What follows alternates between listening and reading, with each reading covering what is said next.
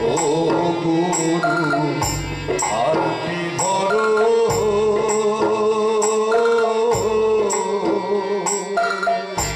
আমার নামের নাই ঠিকানা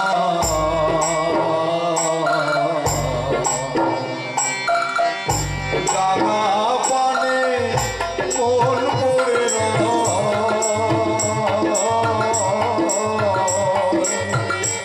জাগা পানে মন পড়ে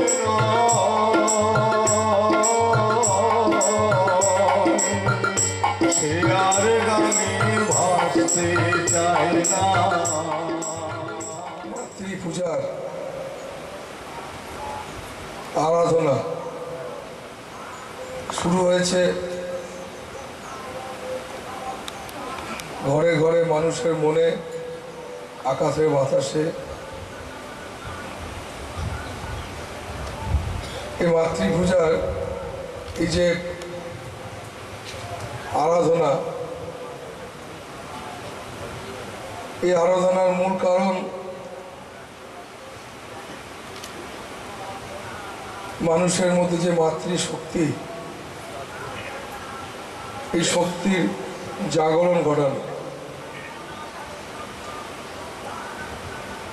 কারণ এই শক্তি বিনা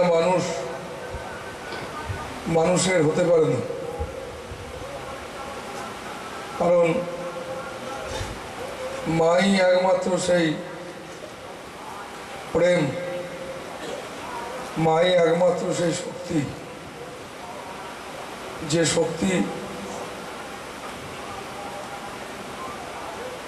শক্তি বিনা মানুষ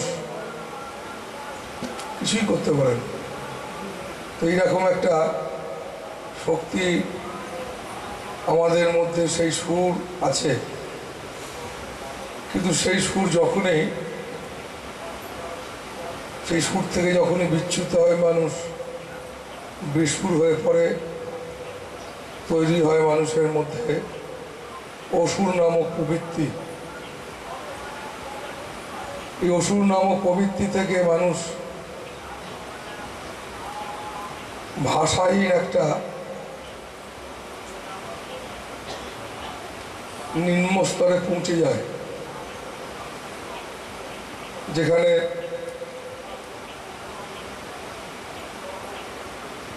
এমন একটা পরিস্থিতি হয়,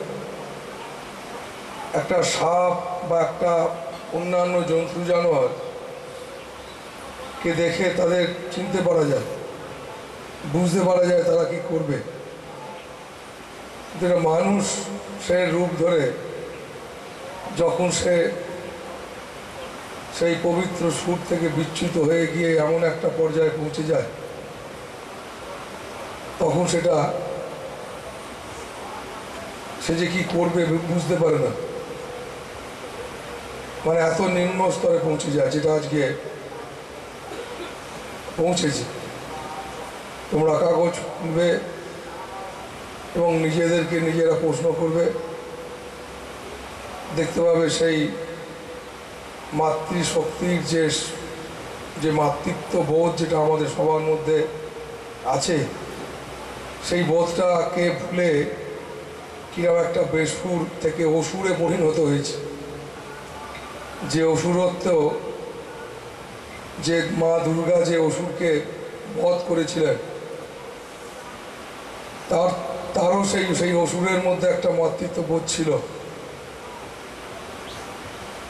সে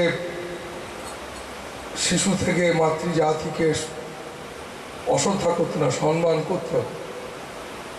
সে প্রথমেই সেই মা দুর্গা মাতৃরূপকে প্রণাম জানিয়ে যুদ্ধ শুরু করেছিল। কিন্তু আজকে কিরকম একটা পরিস্থিতি, একটা ছোট ছোট শিশু থেকে ছেলে হোক মেয়ে হোক, কিরকম একটা অত্যাচার, কিরকম একটা ভয়ঙ্কর দুর্দিন। এইরকম একটা দুর্দিনে সত্যি যে দুর্গা পুজো আমরা করছি, যে এই আলো এবং নানান রকমের আয়োজন করছি, এগুলো করবো আমরা নিশ্চিত।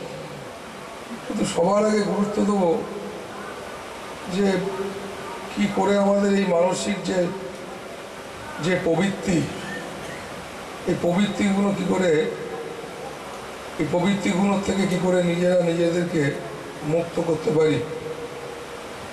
যে প্রবৃত্তিগুলো আমাদের সবাইকে গ্রাস করে ফেলেছে।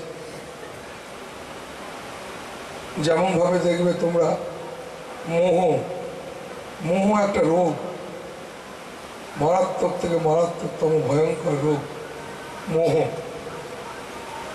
এই মোহ নামক যে একটা পৈশাচিক একটা ব্যাপার, মানে এই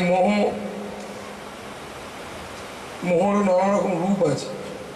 যেমন ভোগের নানান রকমের প্রকাশ, দৃষ্টি ভোগ, তাকিয়ে দেখে ভোগ, স্পর্শ ভোগ, খাদ্য ভোগ, নানান রকম সব ভোগ। তো দেখো আজকে কীরকম একটা মারাত্মক ভয়ঙ্কর দৃষ্টি, স্পর্শ তো দূরের কথা, তোমার খাদ্য বা স্পর্শ তো দূরের কথা, দৃষ্টি তাকিয়ে রেখে কি চরম থেকে চরমতর ভোগ, যেটা আজকে পিশাচের থেকে অধম একটা জায়গায় নিয়ে হাজির করে দিচ্ছে। তো এইরকম একটা সত্যি দুর্দিন। তো সেই কারণে এরকম একটা পরিস্থিতি থেকে রেহাই পাওয়া যায় কী করে জানো? রেহাই পেতে তো হবেই, নিজেকে রক্ষা করতে হবে। মানে যার মধ্যে এরকম একটা রোগ ঢুকে পড়েছে, ক্যান্সার, তার তো একটা ক্যান্সার আছে, মরে যেতে পারে, এতে কোনো ক্যান্সার, কি মারাত্মক ব্যাপার। এই যাকে ছোঁবে তার গেল। কেমন সাপ যেমন দেখবে যাকে কামড়ায় সে গেল, ঠিক তেমনি এইরকম একটা রোগ যা ধরেছে মানুষের, এই যাকে ছোঁবে সে গেল। সে সাপের গেল মানে সে একটা